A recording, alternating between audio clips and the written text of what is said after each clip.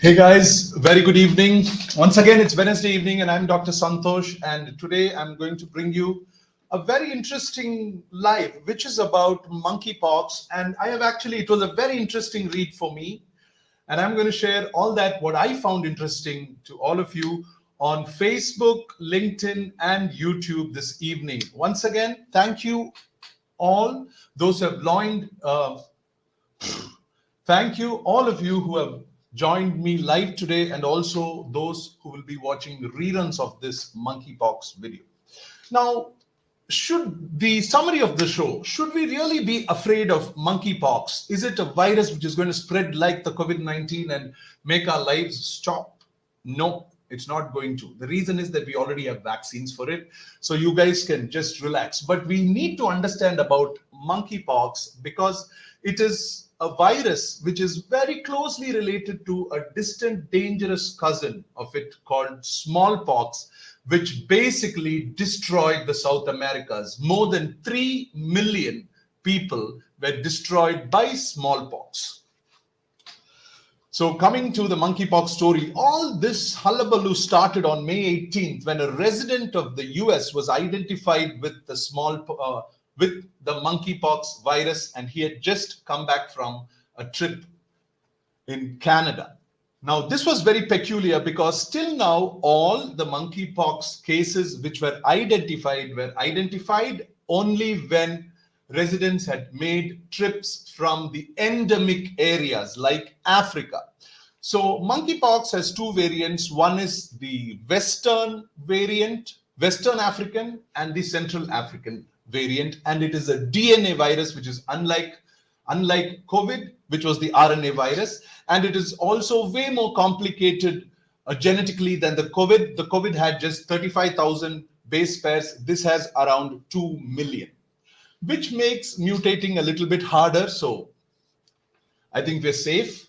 Now, coming to why we are worried about this monkeypox virus, we just have to remember this one point, that in the early 1970s, when smallpox became extinct, the US and the UK stopped smallpox vaccinations. And they said that, okay, let us keep a watch out. If there are any cases of smallpox or monkeypox, we will start the vaccinations again. And they were watching it. What happened was, from the 1970s to the 1980s, there were only around 80 to 90 cases, most of them in Africa. But the point to remember is these cases actually had a mortality rate of around 80%. Then between 1980 to 2000, there were only around 200 cases all over the world. Once again, mostly in Africa, mostly in the endemic areas, and also in countries to which people traveled from these areas. So nothing alarming, around 200 patients, and the mortality already had reduced to around 5% from 80% earlier. Then in 2003, again in the US, somebody was identified with monkeypox. Here, a point to note. This time they identified that he had not had any contact with animals, through which how monkeypox till now had generally spread. He had not seen any wild animals like rodents or prairie dogs or any small animals through which, or bitten by any animals because of which this spread. He had only met human beings. So in 2003, it was confirmed that human beings could spread monkeypox from one person to another, okay, without any animal host in the middle.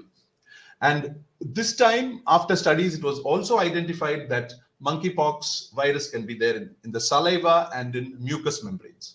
So when it is identified in mucous membranes, it means that it can also spread sexually. And also, what is really important to notice, in this wave in Canada, of the 30 people identified, almost 18 of them have transmitted this to each other through men having sex with men. And this has been identified as a cluster. So we really still don't know if this is a risk factor, but anyway, if it is spreading through mucosal surfaces, sexual spread is really possible. Now, in 2005, they identified that one person who had again traveled from an endemic area had monkeypox, and this time they had identified that almost 700 people were infected with this. Now, that's a large number, right? Compared to the numbers we heard earlier.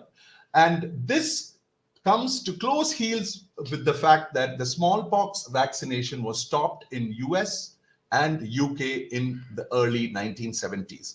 And probably after 35 years, when the overall herd immunity, the immunity for smallpox is waning, the monkeypox, which is still prevalent in the population, is starting to show up. But again, no need to panic. We already have combined vaccinations for monkeypox and for smallpox. So the current mortality rate is around 1 to 5%. And again, the people who have to be really cautious are those who are pregnant, because monkeypox, if it infects pregnant women, then it can cause changes in the fetus and also disfigurements. So that is really important. And also those who have low immune status can have advanced disease, and also children can be more affected. So the point here is you need to understand the next few segments of the video so that you can make sure you identify it if it happens, okay, which I think is the possibility of it is very rare, even though COVID has made me really humble. But I think science-wise, the possibility of this getting worldwide is really, really low. But still, how does it spread? Till now, for the last 20 years, we definitely needed an animal host or a vector, but now human to human transmission is possible through body fluids. And also it has been identified now that it can spread through large respiratory droplets, but it's not as easy as COVID virus, okay? So we can relax, and if you're wearing a mask anyway, you're good. A little bit of a bad news is that you can spread the infection all throughout your symptomatic period. That is, most of the time, 90% of the time, pre-symptomatic, when you do not have symptoms, your viral load is quite low. But you are symptomatic from the time you have your first symptom, which is, it could be fever, it could be cough, it could be body pain, it could be rashes very commonly, and monkeypox is also commonly associated with lymph enlargement or lymphadenitis, painful lymph nodes. And when you have these symptoms, please isolate yourself. And if you have kids or any pregnant women in the family, isolate them completely and be on a lookout. The mortality which is associated, okay, before that, the rash actually starts off as a small spot, and it has an eye, and the eye changes into a pustule, after which it forms a scab.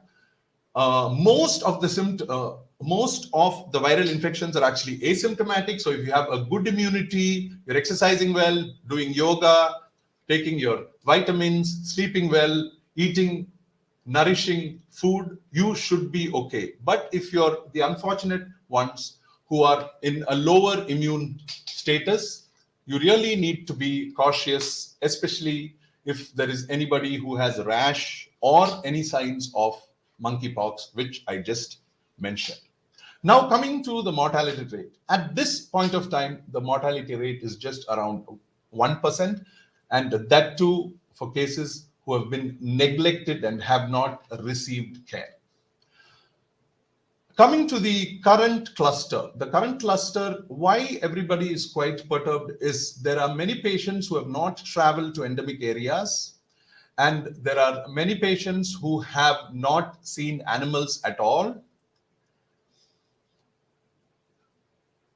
And it is there in almost 13 countries now, countries like Sweden, Norway, Canada, US, UK, and a lot of other European countries where they have not had this earlier at all. It is happening for the first time. So the concern here is whether stoppage of the smallpox vaccine years ago, which was also protecting against monkeypox, is causing the already prevalent monkeypox to show up in all these areas.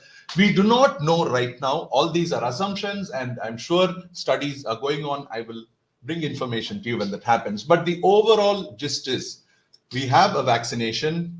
We also have medications for it of the name Tecovirimat and Brincisodavir. Okay, these were medications which were primarily used for smallpox, and they are now being repurposed and used for monkeypox, and it seems very, very effective.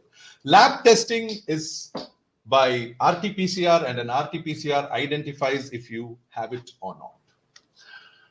So why should we be worried about monkeypox? I don't really think that we should be worried about monkeypox, because when we have a vaccine, it's not an issue.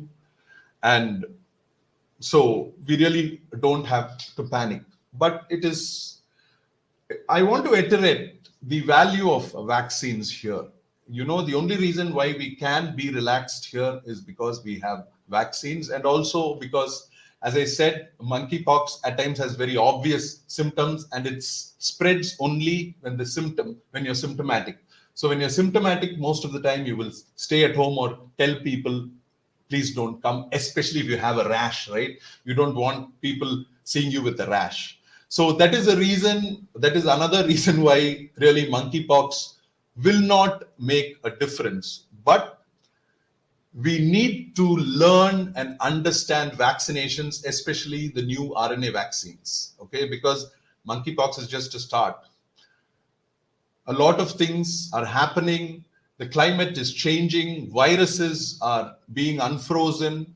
And I believe that the RNA technology of vaccines are the ones which are capable of producing vaccines against any kinds of viruses within 6 weeks. So I encourage all of you to start reading up about it, getting information from reliable sources about RNA vaccines. I'm also doing it. And when I am having enough information, I will also share it on to you, but you also start. And don't be worried about the monkeypox. I think it's all right. But if there are any changes, if there are any clinical variations, any mutations, and I will be the first one to bring it to all of you. All right, guys, signing off from the really beautiful and very hot city of Chennai right now. It was 38 today and it feels like 44. And for all of you who are watching from Chennai, you exactly know what I mean. All right, signing off. Bye-bye. Dr. Santosh, Jacob, all that you needed to know about monkeypox.